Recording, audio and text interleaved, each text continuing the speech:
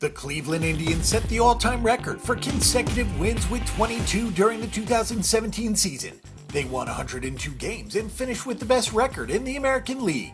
They had one of the, if not the best, pitching staff in history per Fangraphs. They also blew a 2-0 lead to the New York Yankees in the American League Division Series and extended their World Series drought to a not-so-nice 69 years. The Major League Baseball playoffs winds up defining a team's season.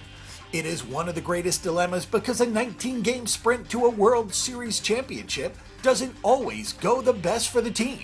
But what happens over 162 games is often more impressive. The team that gets hot for 4 weeks wins the World Series. The team that wins 102 games was hot for almost 6 months of the regular season. A 22-game win streak is special, and nobody had ever done it before.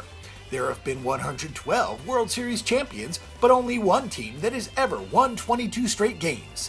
And yet the bigger takeaway for most fans from the 2017 season is that the Indians blew a 2-0 lead in the American League Division Series and went home before they should have.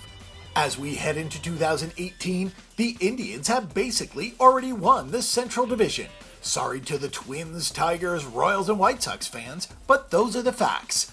Barring the worst run of injuries imaginable, the Indians are punching their postseason tickets sometime in the month of September. They finished 17 games clear of the Twins last season. By Pythagorean win-loss, the Indians were more like a 108-54 team, and by base runs, they were more like a 107-55 team. Those two marks were easily the best in Major League Baseball. Expectations are certainly high, and they should be. Nearly 47% of the schedule will be played within the division, where the Indians were 50-26. The Indians were 44-13 over the final 57 games of the season and 55-20 after the All-Star break. They had a .654 winning percentage on the road, and their division hasn't gotten any better. The division is a formality, but the season win total is not. This is a high number with a slim margin for error. After all, the Indians were 47-40 at the All-Star break last year.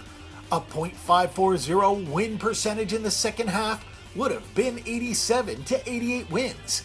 The schedule was backloaded with American League Central doormats, so .540 was a low expectation, but still. This was a team that used a 22-game win streak to put distance in the American League Central and to pole vault to the top of the American League. Those type of stats don't come around every day. The optics for the team in this offseason have not been so good. It isn't the type of offseason that you want to see from a World Series contender that was one and done in the playoffs.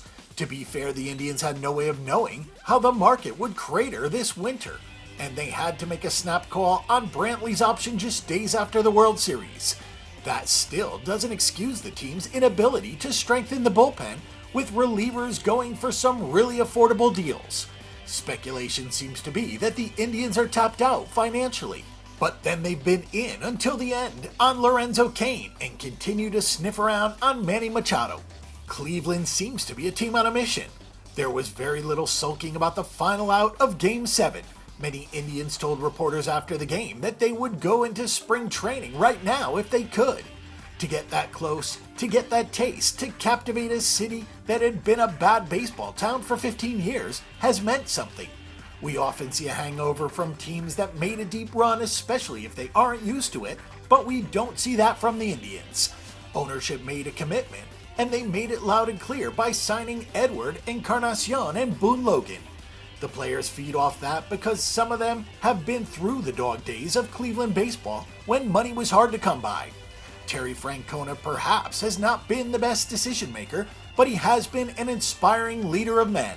The players love him and free agents want to play for him. That is where the Cleveland Indians deviate from the metrics and what makes them a great ball club. That means something in the dog days of the season, even if winning is the ultimate clubhouse elixir.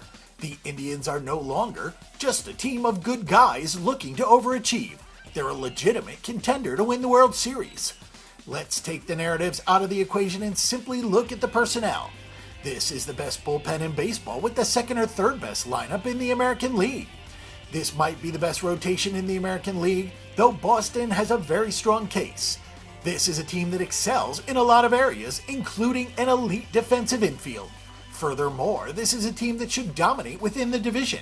If the Indians simply go 50-26 against the Central, which is basically what they did last season, they only need to go 43-43 against the rest of baseball. To us, this team is better than last year's version that went 94-67, so the sky's the limit for the Indians, and we'll go with the over 93.5 wins. For more information and statistics on this event and every other sporting event this week, check out bangthebook.com. Bang the Book is your best resource for sports betting information before you make your weekly assault on the sportsbooks.